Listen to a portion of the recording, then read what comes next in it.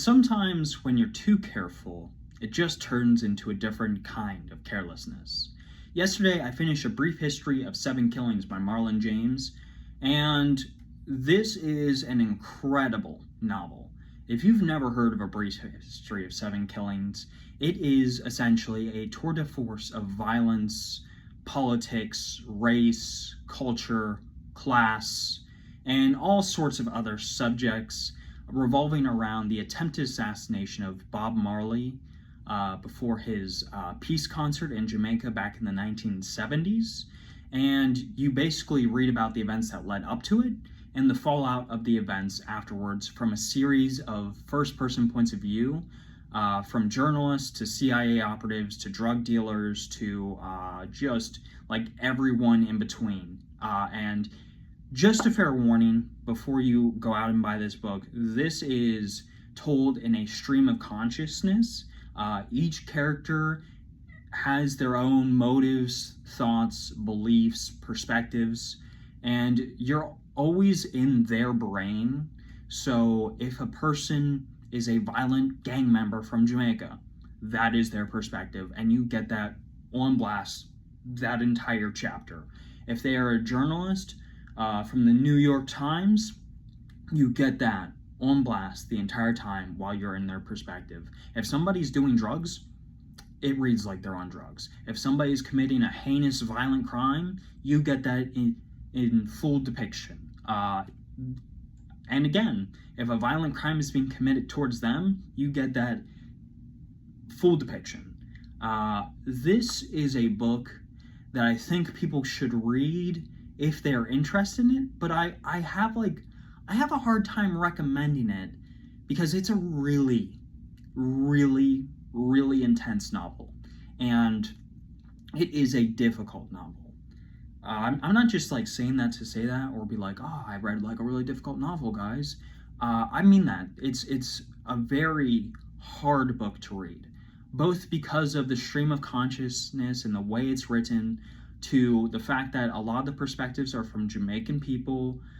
Some of these Jamaicans don't, speak or can't convey English in a way that, me as an American is used to. So there's a lot of like Jamaican slang and language. There's like a language barrier almost, even though the entire thing's in English. There are parts where you are going to be genuinely confused as to what this perspective is doing. And the narrative is one that is centered more about a theme or an idea than it is about like a solid plot. This is not like A to Z kind of story. It's like A, C, D, we'll go back to B over here, and oh wait, we'll jump all the way to Z, and then we'll go to Y. Like it's kind of like, it's very chaotic. It's written kind of chaotically. And I know that would bother a lot of people.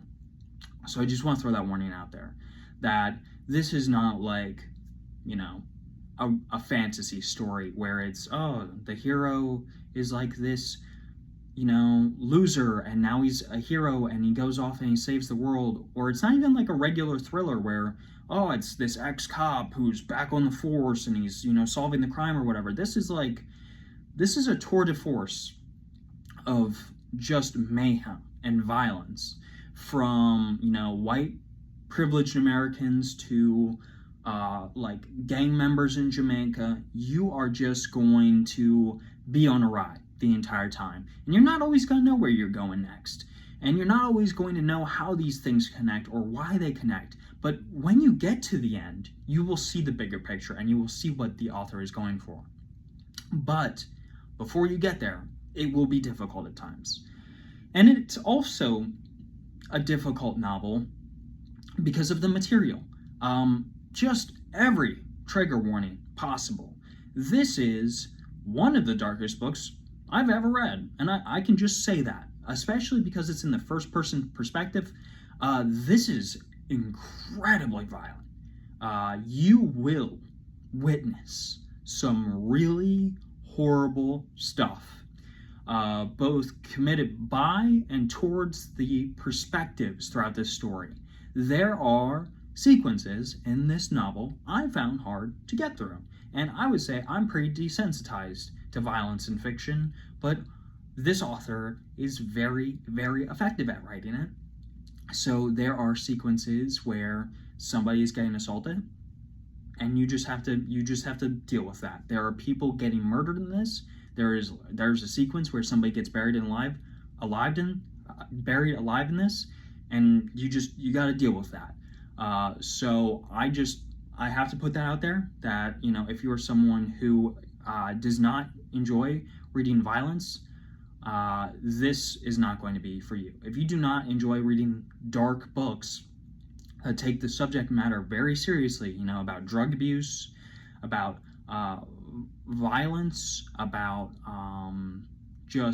sexual proclivities, all those things, big fat warning, because there is a lot of detail in this book, and the author does not flinch away from it for a second. There is no cut to black in this book.